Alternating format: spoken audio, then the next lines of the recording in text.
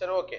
அப்ப F1 ஸ்டேஜ்லயும் F2 ஸ்டேஜ்லயும் பேரண்டோடைய பண்பு மட்டும்தான் வெளிப்பட்டது. ஒரு டாலா இருந்தது இல்ல டார்பா இருந்தது, ரெண்டும் பிளண்ட் ஆன மாதிரி இன்பிட்வீன் ரெண்டுத்துக்கு நடுவுல எந்த ஒரு விஷயங்களும் கிடைக்கல அப்படின்றத சொன்னாங்க. Okay. Based on the observations, Mendel proposed that something was being stably passed down unchanged from parents to offspring through the gametes. அப்ப இவருடைய இப்ப இந்த மாதிரி ஒரே ஒரு கேரக்டரை வச்சு நிறைய அந்த 7 ட்ரையட்லயும் பண்ணி பார்த்த பிறகு அவர் என்ன சொல்ல வராரு அப்படின்னா, something was being stably pass down, ஏதோ ஒரு விஷயம் ஒரு ஜெனரேஷன்ல இருந்து அடுத்த ஜெனரேஷனுக்கு கடத்தப்படுகிறது. சம்திங், அவரு ஜீன்னு சொல்லல, ஃபேக்டர்னு சொல்லல, எதுவுமே சொல்லல, ஏதோ ஒரு விஷயம் ஒரு ஜெனரேஷன்ல இருந்து அடுத்த ஜெனரேஷனுக்கு பாஸ் ஆகுது. அன்சேஞ்சு, மாற்றம் நடக்கல. ஃப்ரம் பேரண்ட் டு ஆஃப்ஸ்பிரிங், மாறாம பேரண்ட் கிட்ட இருந்து சந்ததிகளுக்கு, சரியா, பெற்றோர்கிட்ட இருந்து பிள்ளைகளுக்கு அது கடத்தப்படுகிறது. த்ரூ த கேமிட்ஸ், எது வழியா அப்படின்னு பாத்தீங்கன்னா கேமிட்ஸ் வழியா. அதான் நம்ம சொல்றோம் capital T capital T. Gamete என்னதான்? அப்ப பேரண்ட் கிட்ட இருக்கக்கூடிய பண்பு த்ரூ கேமிட் வழியா எங்க போகுது? ஆஃப்ஸ்பிரிங்க்கு போகுது, சந்ததிக்கு போகுது அப்படின்னு சொல்றோம். He called these things as factors. ஏதோ ஒரு சம்திங் போகுது இல்லையா, ஏதோ ஒரு விஷயம் ஒரு தலைமுறையிலிருந்து இன்னொரு தலைமுறைக்கு போகுது இல்லையா, அதுக்கு அவர் என்ன பேர் வைக்கிறார்னா ஃபேக்டர். அதான் என்ன சொல்றோம், காரணிகள். ஃபேக்டர்னா தமிழ்ல காரணிகள் அர்த்தம். காரணிகள் தான் ஒரு தலைமுறையிலிருந்து அடுத்த தலைமுறைக்கு கடத்தப்படுகிறது அப்படின்ட்டு அவர் சொல்றார். Okay, now we call them as gene. இப்போதைக்கு நம்ம அந்த ஃபேக்டரை தான் என்னன்னு சொல்றோம், ஜீன். அந்த ஜோகன்சன் அப்படின்றவர் தான் அந்த ஜீன் அப்படின்ற டேர்மையே சொல்லியிருப்பார், சரிங்களா. ஆனா அவர் சொன்ன கிரிகோர் ஜோகன் மெண்டல் பிரகாரம் அதுக்கு பேரு ஃபேக்டர் தான். இன்னைக்கு நாம என்னன்னு சொல்றோம், ஜீன்னு சொல்றோம், சரிங்களா. Jeans therefore are the units of inheritance. பாரம்பரிய மாதிரின் அழகு எது அப்படின்னு கேட்டா நம்ம என்னதான் சொல்லணும், ஜீன்கள் தான், சரிங்களா. Right. So they contain the information that is required to express a particular triad in our organism. அப்ப இந்த ஜீன்கள் ஒரு குறிப்பிட்ட இன்ஃபர்மேஷனை கொண்டிருக்கிறது. என்ன இன்ஃபர்மேஷன்? ஒரு குறிப்பிட்ட பண்பை வெளிப்படுத்துவது, ஒரு குறிப்பிட்ட ட்ரையட்டை எக்ஸ்பிரஸ் பண்றதுக்கான பண்பை, அது இன்ஃபர்மேஷனை யார் கொண்டிருக்கிறாங்க? ஜீன். அப்ப ஃபார் எக்ஸாம்பிள், உயரம் அப்படின்ற ஒரு பண்பை வெளிப்படுத்துவதற்கான இன்ஃபர்மேஷனை யார் கொண்டிருக்கிறா? ஜீன் கொண்டிருக்கா அப்படின்னு அர்த்தம், சரிங்களா. Jeans which code for a pair of contrasting triads are known as allele. ஜீன்கள் வந்து எதுக்கான குறியீட்டை வழங்குகிறது அப்படின்னா a pair of contrasting triads, capital T capital T capital T small t small t small t, இதுதான் a pair of triads அப்படின்னு சொல்றோம், சரிங்களா. அப்ப இந்த pair of contrasting triad அப்படின்னா capital T capital T, இந்த பண்பு இந்த பண்பு கான்ட்ராஸ்ட் டைப்ஸ்னா அது, சரிங்களா. அப்ப நீங்க இந்த இடத்துல கேபிட்டல் டி ஸ்மால் டின்னு வச்சுக்கிட்டீங்கன்னா இது என்னவா இருக்க போகுது, இப்படிதான் நம்ம பிரிக்க போறோம்.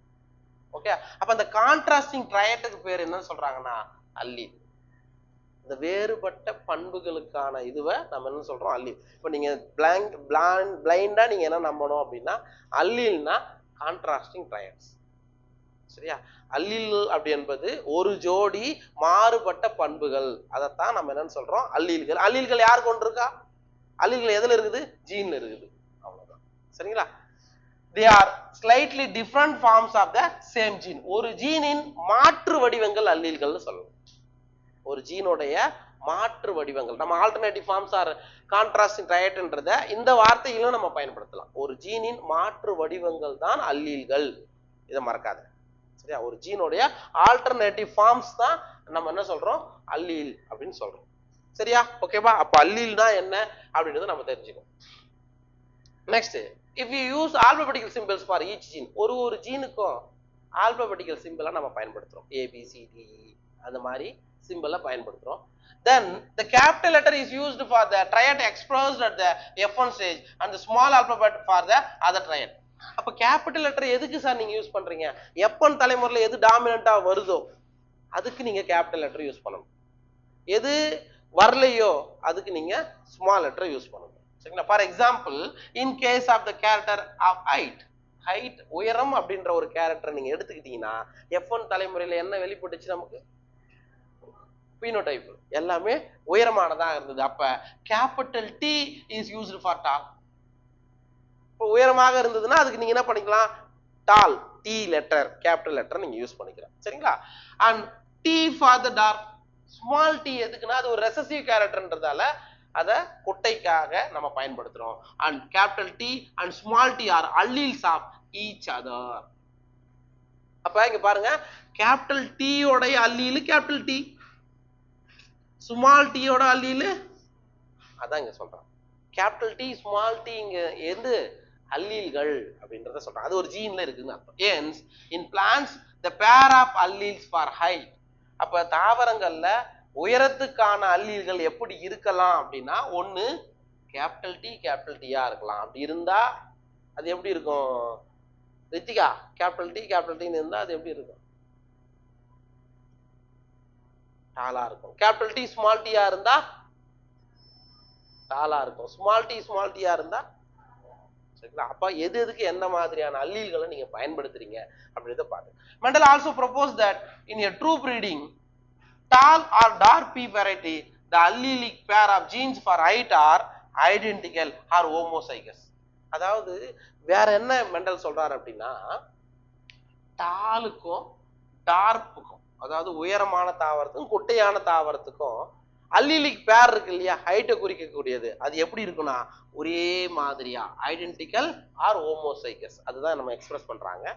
கேபிட்டல் டின்றது என்னது டால், ஸ்மால் டின்றது டார்ப். இது ஹோமோசைகஸா ஹெட்ரோசைகஸா?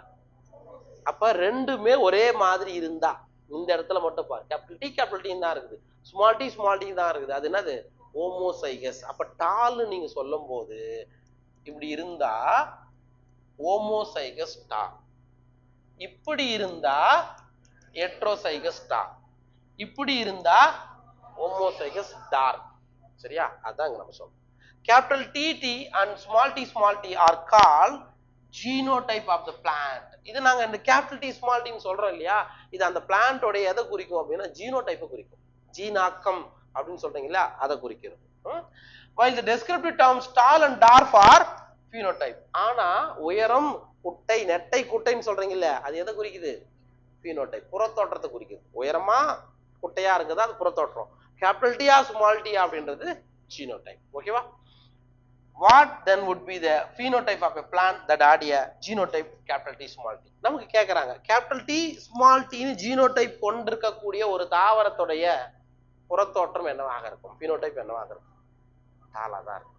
சரியா? ஏன்னா இது என்ன பண்ணிடுது, ரெசசிவ சப்ரஸ் பண்ணிட்டு இதுதான் டாமினண்டா இருக்கும். ஓகேவா? புரிஞ்சிச்சா? சரி.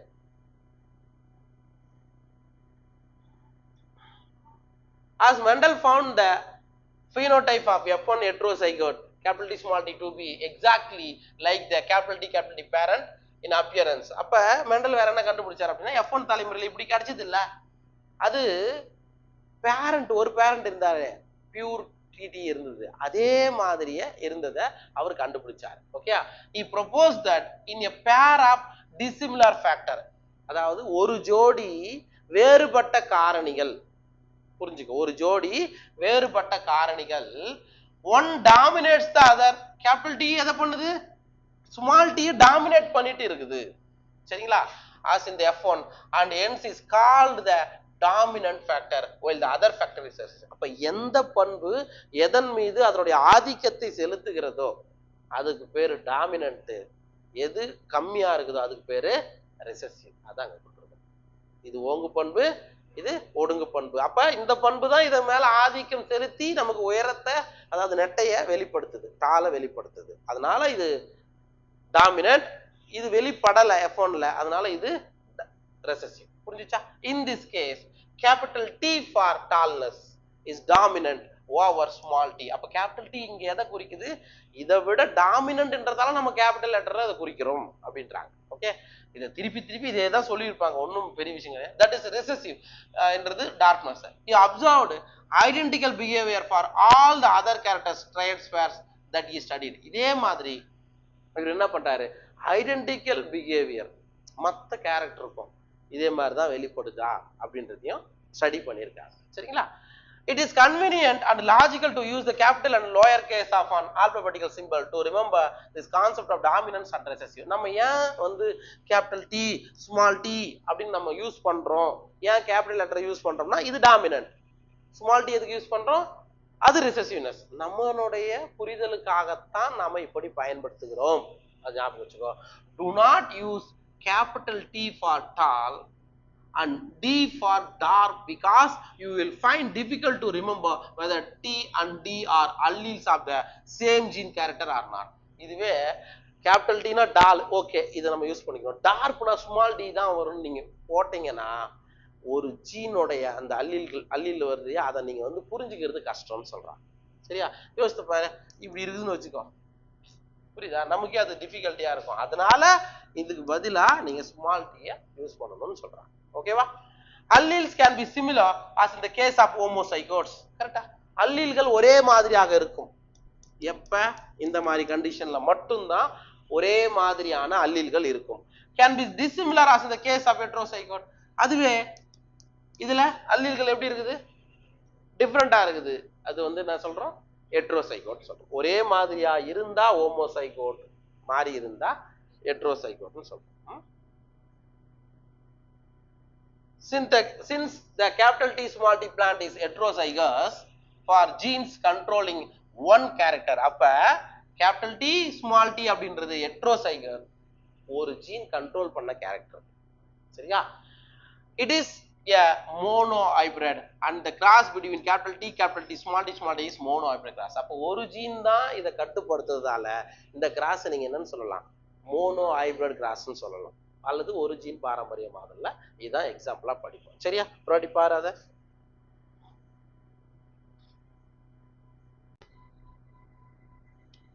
Okay, so from the observation that the recessive parental trait is expressed without any blending in the F2 generation. இப்போ இதுல இருந்து நமக்கு என்ன தெரியுது அப்படின்னா, F2 ஜெனரேஷன்ல recessive parent கிடைச்சது இல்ல, recessive plant, that is dwarf plant, குட்டையான தாவரம் கிடைச்சது இல்ல, அதுல ஏதாவது பிளெண்டிங் இருந்ததா, பிளெண்டிங்னா ஏதாவது கலப்பா இருந்ததானா, எதுவுமே இல்ல.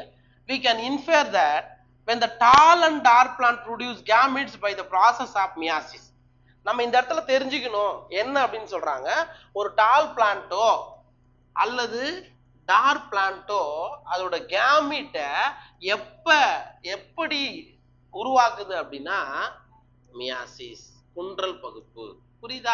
அப்ப இட் மீன்ஸ் இதான் டிப்ளாய்டு, பேரண்ட்ன்றது டிப்ளாய்டு, அதுல இருந்து வரக்கூடிய கேமிட் ஆப்ளாய்டு. என்ன புரியுதாப்பா எல்லாருக்கும்? சரியா, இது ஒரு ஆப்ளாய்டு, இது ஒரு ஆப்ளாய்டு, அதான்டா கேமிட். புரியுதா? அப்ப நம்ம கிராஸ் போடும்போது கூட ஃபர்ஸ்ட் பேரண்ட், அதுக்கப்புறம் கேமிட், ஜீன் போடுறமே, அது எதற்கு தான் குறிக்கும், கேமிட்டை குறிக்கும். புரிஞ்சுச்சா?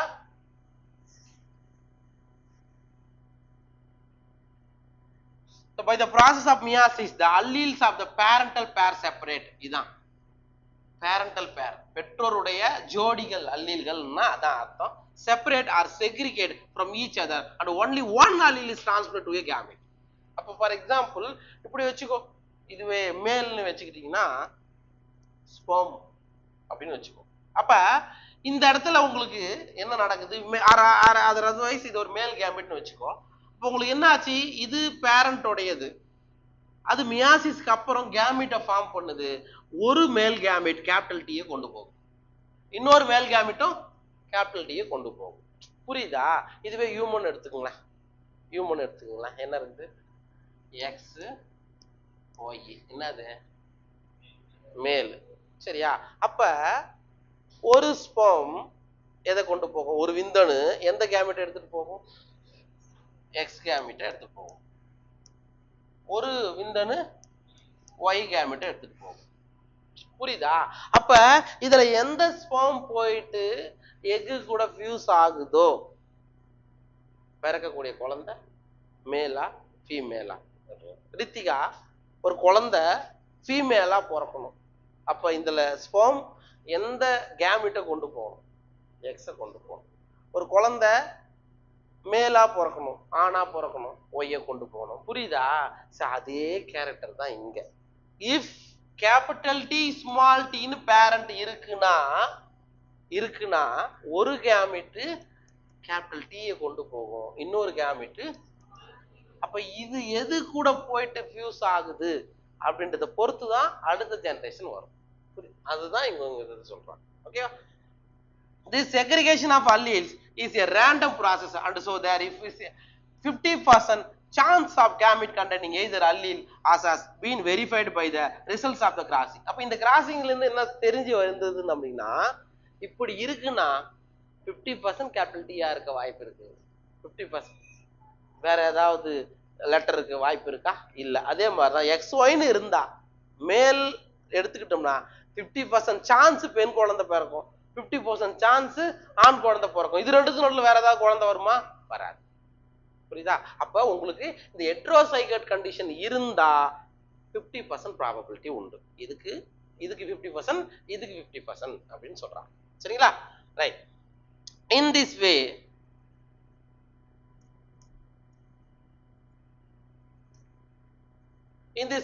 the gametes of the tall plants of the allele capital T and the gametes of the dark capital TT plants of the allele small t. இதே மாதிரி அதனால capital T capital இருந்தா gamete T இருக்கும், small t இருந்தா gamete small t இருக்கும்னு சொல்றாங்க.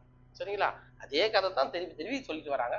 during fertilization, அப்ப கருவுறுதலின் பொழுது the two alleles capital T from one parent say through the pollen and small t from the other parent then through the egg are united to produce zygotes that have one capital T allele and one small t allele. ஒண்ணும் இல்ல, புரிஞ்சுக்கங்க. capital T crossed with small t. இவங்க தானே parent. இவங்க என்ன சொல்றாங்க? ஒரு pollen. இத இப்ப நம்ம கேமிட்டா பிரிச்சா என்ன வரப்போகுது? இதான் கேமிட், இதுதான் கேமிட், இங்க இதான் கேமிட். இப்ப சே ஃபார் எக்ஸாம்பிள் இத வந்து மேல் பிளான்ட்டா நினைச்சுக்குவோம், உயரமான தாவரத்தை மேல் பிளான்ட்டா வச்சுக்கோ. அப்ப உங்களுக்கு போகக்கூடிய போலன் கிரைன் மகரந்த துகள் தானே போகுது, அதுக்குள்ள ஆண் கேமிட் தானே போகுது. அப்ப அது எந்த கேமிட் எடுத்துட்டு போகும்? கேபிட்டல் T எடுத்துட்டு போகும். That's all. Say for example small T ஒரு ஃபீமேல் டார்க் பிளான்ட், குட்டை தாவரம். அப்ப அதோட எக் எதை கொண்டிருக்கும்? புரியுதா? அப்ப இந்த போலன் அதாவது போலன் கிரைனோ அல்லது மேல் கேமிட்டோ இந்த இருக்கக்கூடிய எக்கும் சேர்ந்தா உங்களுக்கு எப்படி கிடைக்கும்? கேபிட்டல் T ஸ்மால் t அப்படின்ற ஒரு சைகோட் கிடைக்கும். புரியுதாப்பா? அந்த பாயிண்ட் தான் இங்க சொல்றாங்க. Okay, in other words the hybrids of capital T small. இது வந்து கலப்பினம் தானே, இதை நீ ஹைபிரிட் சொல்லலாமா? சொல்லலாம். ஏன்னா இந்த பிளான்ட் அந்த பிளான்ட்டையும் சேரும் போது அதுக்கு பேரு ஹைபிரிட்னு சொல்லலாம். Since these hybrids contain alleles which express contrasting traits, the plants are heterozygous. அப்ப இந்த அல்லீல் வந்து கான்ட்ராஸ்டிங் ட்ரைட்டை வெளிப்படுத்துதா? ஒரு கேபிட்டல் T ஒரு ஸ்மால் T வருதா? அப்ப நீங்க ஹெட்ரோசைகஸ் சொல்லலாமா? அப்ப ரெண்டு ஹோமோசைகஸ்ல இருந்து வரக்கூடிய இது ஹெட்ரோசைகஸா இருக்கு அப்படின்னு சொல்றோம். The production of gametes by the parents, the formation of the zygotes, the F1 and F2 plants can be understood from a diagram called Punnett square as shown in figure 4.4. அதாவது நீங்க இந்த கேமிட்டுகள்லாம் ஃபியூஸ் ஆயிட்டு F1 generation கொடுக்குது, F2 generation கொடுக்குதுன்னு சொல்றீங்க இல்லையா? அது ஈஸியா நம்ம புரிஞ்சுக்கிறதுக்காக புன்னட் ஸ்கொயரை, புன்னட் சட்டகத்தை நாம பயன்படுத்தலாம் அப்படின்னு சொல்றாங்க. அது எப்படின்றது நான் சொல்றேன். It was developed by British genetics. எந்த ஊரு கொஸ்டின்? அவர் எந்த நாட்டை சேர்ந்தவர்? பிரிட்டிஷ் நாட்டை சேர்ந்த ரிஜினால்ட் சி புன்னட் அப்படின்றவருடைய பெயரால அவர் தான் இந்த கண்டுபிடிச்சதால அதுக்கு பேரு புன்னட் ஸ்கொயர்னு பேர் வச்சாங்க. சரிங்களா? It is a graphical representation to calculate the probability of all possible genotype of offspring in a genetic class. அப்ப இந்த புன்னட் ஸ்கொயர்ன்றது இந்த ஜெனடிக் கிராஸ் பண்றதுல என்னென்னலாம் பாசிபிள், நம்ம திடீர்னு போயிட்டு ரத்த வகை வச்சு நம்ம போடுறோம்னாலும் பிறக்கக்கூடிய குழந்தைக்கு ஏ ரத்த வகையா பி ரத்த வகையா அதை கண்டுபிடிக்கிறதுனாகும், பிறக்கக்கூடிய குழந்தை ஆணா பெண்ணா கண்டு இந்த மாதிரி நிறைய ஜீனோடைபிக் கிராஸ் ஜெனடிக் கிராஸ் பண்றதுக்கு ஈஸியா அண்டர்ஸ்டாண்ட் பண்றதுக்கு நம்ம எதை பயன்படுத்தலாம்? புன்னட் ஸ்கொயரை பயன்படுத்தலாம். சரிங்களா? The possible gametes are written on two sides, usually the top row and the left columns. All possible combination are representation in boxes below in the squares which generate a square output form. அதாவது இவங்க என்ன சொல்றாங்கன்னா இது இங்க பாத்துக்கோ. இப்ப இந்த இடத்துல நீங்க கவனி, F1க்கும் அவங்க என்ன பண்ணிட்டாங்க, இந்த செக்கர் போர்டை பயன்படுத்திட்டாங்க. F2க்கும் செக்கர் போர்டு பயன்படுத்திட்டாங்க. ஈஸி தானே. நீங்க இந்த மாதிரி போட்டாலும் சரி, எந்த மாதிரி போட்டாலும் ரெண்டும் ஒண்ணுதான். இதை அப்படியே போடலாம்.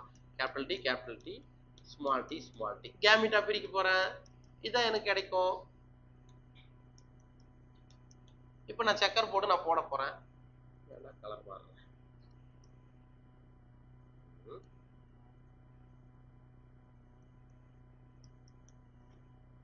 புரியுதுங்களா? இப்ப நானு இதை நான் இப்படி போட்டு கிராஸ் பண்ண இல்லையா, அதை நான் ஈஸியா கண்டுபிடிக்கிறதுக்கு தான் நான் என்ன யூஸ் பண்றேன், checker board or Punnett square நான் பயன்படுத்துறேன். ஓகேவா? இது நீ இப்படி போட்டுக்கிட்டு யூஸ்வலா என்ன பண்ணுவோம் அப்படின்னா, இது என்ன பிளான்ட், மேல் பிளான்ட்.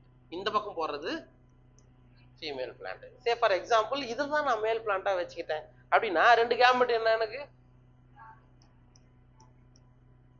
இதுதான் நான் ஃபீமேல் பிளான்ட் வச்சுக்கிட்டேனா, புரியுதா? அப்ப கிராஸ் போடு.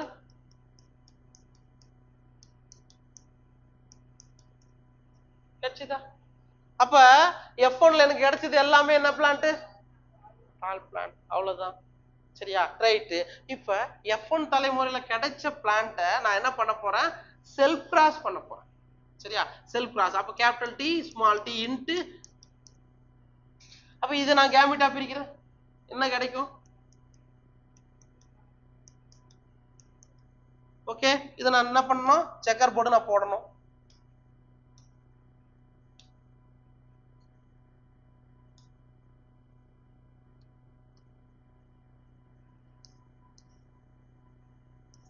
நான் போடுறேன். அதேதான் மேல், இது மேல வச்சுக்கோ, அது ஃபீமேல் வச்சுக்க, ரெண்டும் ஒன்னா தான் கிடைக்கும்.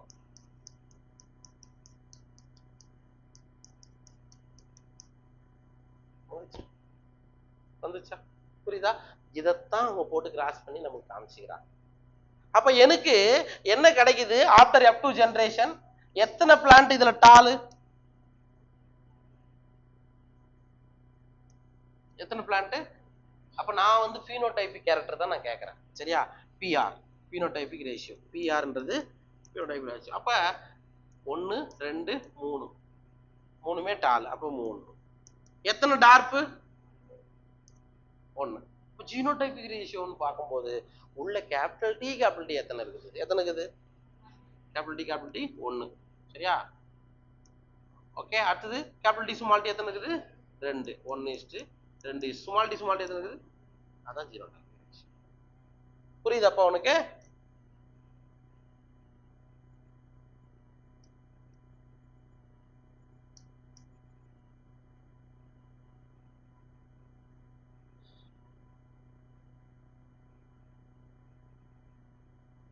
ரைட். அடுத்து கவனி. The Punnett square shows the parental tall and dark plants. அப்ப இந்த Punnett squareல போடும்போது கேபிட்டல் டி அப்படின்றது ஒரு மேல் பேரண்டையும், ஸ்மால் டின்றது ஃபீமேல் பேரண்டையும் குறிக்குது. The gametes produced by them and F1 T2 progeny. அப்ப எப்படி கிடைச்சது F1ல, கேபிட்டல் டி ஸ்மால் டின்னு ஒரு ஹெட்ரோசைகோட் கிடைச்சது. The F1 plants of genotype capital T small t are self pollinated. நாங்க என்ன பண்றாங்க, தன் மகரந்த சேர்க்கைக்கு உட்படுத்துறாங்க. எதை? F1 தலைமுறையில கிடைச்ச heterozygous tall plant. Okay. The symbols female and male are used to denote the female and male of the F1 generation. இந்த சிம்பிளை நம்ம எதுக்கு பயன்படுத்துறோம் அப்படின்னா, F1 ஜெனரேஷன்ல எது எதெல்லாம் கிடைச்சிருக்கு அப்படின்றத பயன்படுத்துறோம். The F1 plant of the genotype capital T small t when self pollinated produces gametes of the genotype capital T. அதுதான் திருப்பி சொல்றாங்க, இப்படி இருந்தா கேமெட் வரும்போது என்ன போகுது, ஒன்னு இப்படி வரப்போகுது, இன்னொன்னு இது வரப்போகுது. அவ்வளவுதான். When fertilization takes place, the pollen grains of genotype T, அப்ப இது ஒரு மேல் பிளான்ட், இது ஒரு ஃபீமேல் பிளான்ட், இப்படி வச்சுக்கோ. அப்ப இதெல்லாம் யாரு, எக். இது யாருங்க, எக். இது யாரு, மேல் கேமெட் ஆர் pollen grain கூட வச்சுக்கோ. இங்க என்ன சொல்றாங்க பாருங்க. When fertilization takes place, ரெண்டுத்துக்கும் கருவுறுதல் நடக்கும்போது the pollen grains of genotype T have 50% chance to pollinate eggs of the genotype T as well as genotype T. அப்படின்னா என்ன அர்த்தம்னா, இது 50%, இது 50%. கரெக்டா? கரெக்டா? இப்ப கவனி, இந்த கேபிட்டல் Tக்கு 50% சான்ஸ் இருக்கு எது கூட ஜாயிண்ட் ஆகிறதுக்கு, இது கூட ஜாயிண்ட் ஆகுது. இன்னொரு 50% சான்ஸ் இருக்கு எது கூட ஜாயிண்ட் ஆகிறதுக்கு. அப்ப இது கூட ஜாயிண்ட் ஆனா கிராஸ் ஆனா இது மாதிரி கிடைக்கும். இன்னொரு 50% சக்சஸ் ஆச்சுன்னா இப்படி கிடைக்கும். புரியுதா? அதான்ப்பா இந்த பாயிண்ட்டுக்கான அர்த்தம். Okay. as well as genotype. இதே மாதிரி ஸ்மால் t இருக்குதுல்ல, இது இன்னொரு 50% இதுல இருக்குது, இதுக்கு ஒரு 50% சான்ஸ் இருக்குது. எப்பவுமே இப்படி போடும்போது ஸ்மால் t எடுத்து முன்னாடி போடக்கூடாது, டாமினன்ட் தான். அப்ப இன்னொரு 50% சான்ஸ் இதுக்கு இருக்குதா? அவ்வளவுதான்டா ராஜா. ஒவ்வொன்றுத்துக்கும் 50% சான்சஸ் ப்ராபபிலிட்டி இருக்கு. எது கூட? இது கூட சேரலாம், இது கூட சேரலாம். அதான் இந்த பாயிண்ட்டுக்கான அர்த்தம். Okay. Also pollen grains of genotype T have 50% chance of pollinating eggs of genotype T as well as genotype T. அதேதான். As a result of random fertilization, the resultant zygotes can be of the genotypes. இப்படி தானே கிடைச்சதுப்பா. F2 ஜெனரேஷன்ல நமக்கு இந்த 3 genotype தான் கிடைச்சிருக்கும். Capital T 1, இது 2, இப்படி தான் கிடைச்சிருக்கும். சரிங்களா? Right. From the Punnett square, it is easily seen that 1/4 of the random fertilization lead to capital T, capital T. 4ல ஒரு தாவரம் capital T, capital T ன்னு கிடைக்கும். சரிங்களா? 1/2 lead to the capital T, small t. அதுதான் நான் சொன்னேன். 1/2 ன்னு எழுதலாம். ஆர் 2 பிளான்ட் எப்படி கிடைச்சதுங்க? capital T, small t ன்னு கிடைச்சது. புரியுதா?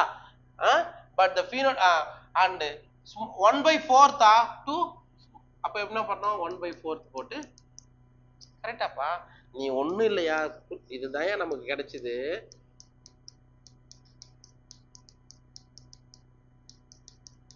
இதான் கிடைச்சது. இது 1/4, 4ல ஒரு பிளான்ட். இது ரெண்டுத்தையும் சேர்த்து நான் எப்படி எழுதுறேன்? அத 2/4ன்னு போடலாம் அல்லது 1/2ன்னு போடலாம். அதை இது பண்ண இதை நான் எப்படி எழுத போறேன்? அதான் இங்க சொல்றாங்க.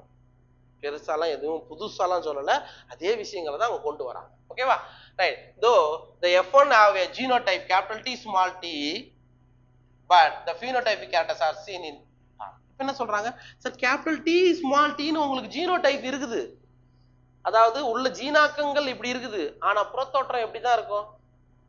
கேபிட்டல் T மட்டும்தான் இருக்குது. அதாவது கேபிட்டல் T யோட பண்பான டாலை மட்டும்தான் வெளிப்படுத்துதுன்னு சொல்றாங்க. ஓகே.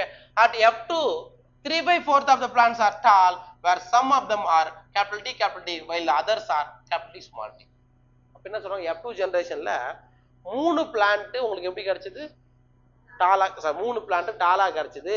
அதுல 1 பியூர் ஹோமோசைகஸ், 2 அப்படி இருந்தது. ஆனா ஒட்டு மொத்தமா பார்க்கும்போது, புறத்தோட்டத்தை வச்சு பார்க்கும்போது 3 பிளான்ட் டாலுன்னு சொல்றோம். சரிங்களா? Externally, it is not possible to distinguish between the plants with the genotype capital T, small t.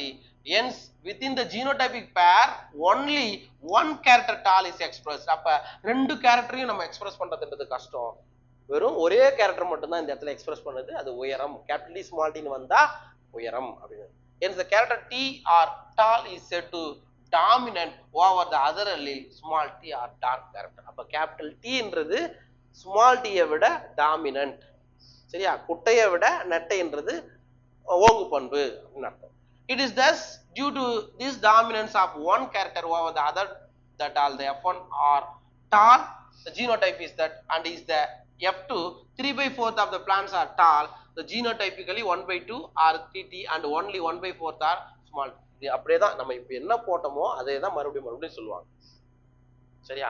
இந்த பாயிண்ட் ஃபுல்லாவே அதான். அப்ப 3/4 F2ல எப்படி கிடைச்சது? 4ல 3 தாவரம் டாலா இருந்தது, 4ல ஒரு தாவரம் டார்ப்பா இருந்தது. அப்ப சார் இத நீ உள்ள போய் பார்த்தனா 3/4ல பார்த்தனா ஹோமோசைகஸ் டால் 1, ஹெட்ரோசைகஸ் டால் 2, எப்படி ஒன்னால எக்ஸ்பிரஸ் பண்ணலாம். Okay. This leads to a phenotypic ratio 3/4 டால் 1 அந்த 3/4 எப்படி எழுதிக்கிறாங்க பாருங்க. 1/4 capital T, 1/2 that means 2/4 capital T, small t. அப்ப 3/4 இப்படி நம்ம எழுதலாம். ஓகே. மீதி இருக்குது என்ன இருக்குது? ஒண்ணே ஒண்ணுதான், 1/4. அது டார்க் பிளான்ட். அப்ப phenotypic ratio என்னன்னு எழுதலாம்? 3:1 ரேஷியோன்னு சொல்லலாம். ஆனா ஜீனோடைபிக் ரேஷியோ 1:2 2:1 உள்ள கேபிட்டல் டி எத்தனை, கேபிட்டல் டி ஸ்மால் டி எத்தனை பார்ப்போம். Okay, the 1/4 is equal to 1/2 1/4 ratio of is mathematically condensable to form of the binomial expression ax plus by whole square, a plus b whole square படிச்சிருப்பீங்கல்ல. அப்ப இந்த ரேஷியோவை இப்படி கிடைச்சது இல்லையா, இது வந்து 1:2:1 கரெக்டா. இத இன்னும் நீங்க மேத்தமெட்டிக்கலா கண்டென்ஸ் பண்ணலாம். எதுல சப்ஸ்டிட்யூட் பண்ணீங்கன்னா ax plus by whole squareல நீங்க சப்ஸ்டிட்யூட் பண்ணீங்கன்னா இது நமக்கு கிடைக்கும். அதைத்தான் இங்க போடுறாங்க பாருங்க. that as the gametes bearing genes capital T or small t in equal frequency of the expression is embedded as given below. சரியா, அப்படி நீங்க போட்டீங்கன்னா இந்த a plus b whole square அந்த இதுவை நீங்க இதுல பயன்படுத்தினீங்கன்னா உங்களுக்கு என்ன கிடைக்கும், ஃபுல் ரிசல்ட் கிடைக்கும். அது போட்டு பாத்தீங்கன்னா உங்களுக்கு இந்த ரிசல்ட் வந்துடும். சரிங்களா, அப்ப 1/2 கேபிட்டல் டி 1/2 ஸ்மால் டி, ஒரு நெட்டை தாவரம் ஒரு குட்டை தாவரம் அப்படின்றத நம்ம குறிக்கிற மாதிரி. அப்போ ஒரு டாமினன்ட் ஒரு ரெசசிவ், இதை போட்டு நீங்க ஹோல் ஸ்கொயர் பண்ணீங்கன்னா இது வருமா, எஸ் இது வருமா இல்ல வராதா, இது போட்டு பாருங்க உங்களுக்கு வந்துடும். எல்லா மேக்ஸ் குரூப் தானே, போட்டு பார்த்து வந்துடும். அதேதான். Mendel self-pollinated the F2 plants and found that dwarf F2 plants continue to generate dwarf plants in F3 and F4 generation. அதாவது F2 ஜெனரேஷன்ல ஒரே ஒரு பிளான்ட் குட்டையா கிடைச்சது, மீதிலாம் டாலா கிடைச்சது. இது என்ன பண்றாரு, மறுபடியும் F2 ஜெனரேஷன்ல கிடைச்ச பிளான்ட்டை மறுபடியும் அவர் என்ன பண்றாரு, இதே மாதிரி நிறைய செல்ஃப் பாலினேஷன் இதே மாதிரியான பாலினேஷனை பண்ணி பார்க்கும்போது F3லயும் இந்த டார்க் பிளான்ட்ஸ் வெளிப்படுகிறது, F4லயும் வெளிப்படுகிறது அப்படின்றத கண்டுபிடிக்கிறாரு. இட் மீன்ஸ் இவங்க என்ன சொல்றாங்க அப்படின்னா, நான் என்ன பண்றேன், F2ல எனக்கு இப்படி ஒரு பிளான்ட் கிடைச்சதா, அதே மாதிரி இந்த பிளான்ட்டும் எனக்கு கிடைச்சதா, நான் இது ரெண்டுத்தையும் நான் என்ன பண்றேன், பாலினேஷனுக்கு உட்படுத்துறேன். எனக்கு என்ன எப்படி கிடைக்க போகுது, போடு பாரு,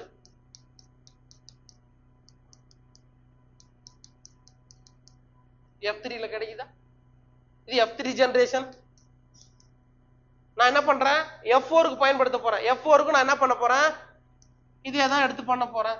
அப்ப இதே மாதிரியான ரிசல்ட் தானே எனக்கு வரப்போகுது. அப்ப F4லயும் டார்க் பிளான்ட் கிடைக்குமா, அப்ப F1 தவிர F2 F3 F4 எத்தனை ஜெனரேஷன் நான் போட்டாலும் டார்க் பிளான்ட் எக்ஸ்பிரஸ் ஆயிட்டே இருக்கும் அப்படின்றத சொல்றாங்க. சரிங்களா, next, what do you think you would have got had he self pollinated a tall F2 plant? அதாவது நீங்க என்ன திங்க் பண்றீங்க, F2ல TT ன்னு கிடைச்சது இல்ல, இதை செல்ஃப் பாலினேட் பண்ணீங்கன்னா என்ன கிடைக்கும், அதே தான் கிடைக்க போகுது. திருப்பி இதை மட்டும் செல்ஃப் பாலினேஷன் பண்ண என்ன கிடைக்க போகுது, அதே ரேஷியோ தானே நமக்கு வரப்போகுதுப்பா, வேற என்ன புதுசா கிடைக்க போகுது, அதே 3:1 தானே கிடைக்க போகுது. சரிங்களா, அப்ப இது ஒரு கேள்வியா கொடுத்துருக்குறான். அப்ப உங்களுக்கு இப்படி ஒரு கேள்வி கிரியேட் பண்றாங்க வச்சுக்கோ, கிரிகோர் ஜாகோன் மெண்டல் மோனோஹைபிரிட் கிராஸ்ல F2 தலைமுறையில கிடைச்ச ஹெட்ரோசைகோட் டால் பிளான்ட்டை நீங்க செல்ஃப் பாலினேஷனுக்கு உட்படுத்தினீங்கன்னா, செல்ஃப் கிராஸ்க்கு உட்படுத்தினீங்கன்னா என்ன ரேஷியோ கிடைக்கும், ஜஸ்ட் நீங்க இதை போட்டு எக்ஸ்பிரஸ் பண்ண வேண்டியதான். சார் நீங்க ஒண்ணு புரிஞ்சுக்கங்க, கேபிட்டல் டி ஸ்மால் டீன்னா கொடுத்து உங்களை கன்ஃபியூஸ் பண்ணணும்ன்றது கிடையாது. ஏதோ ஒரு லெட்டர் கொடுப்பான், கேபிட்டல் W ஸ்மால் W, நீ தான் புரிஞ்சுக்கணும். நீங்க இங்க பாருங்க, கேபிட்டல் W ஸ்மால் W கொடுத்துருக்கானா இது மோனோஹைபிரிட் கிராஸ் பத்தின கொஸ்டின், அது நீ தான் புரிஞ்சுக்கணும். ஐயோ கேபிட்டல் டி ஸ்மால் டி வந்தாதானே மோனோஹைபிரிட் நினைச்சுக்காத, இவங்க இதே மாதிரியான டேட்டா கொடுத்து உங்களை கன்ஃபியூஸ் பண்ணணும்ன்றது கிடையாது, வேற மாதிரி கொடுத்து தான் உங்ககிட்ட இருந்து ஆன்சர் பெறுவாங்க. அதை நீங்க ஞாபகம் வச்சுக்கணும். சரிங்களா, ரைட், இது இருக்கட்டும். டெஸ்ட் கிராஸை வந்து நம்ம நெக்ஸ்ட் இதுல கண்டினியூ பண்ணலாம். மோனோஹைபிரிட் கிராஸ் இதோட ஓவர் பார்த்துக்கணும்.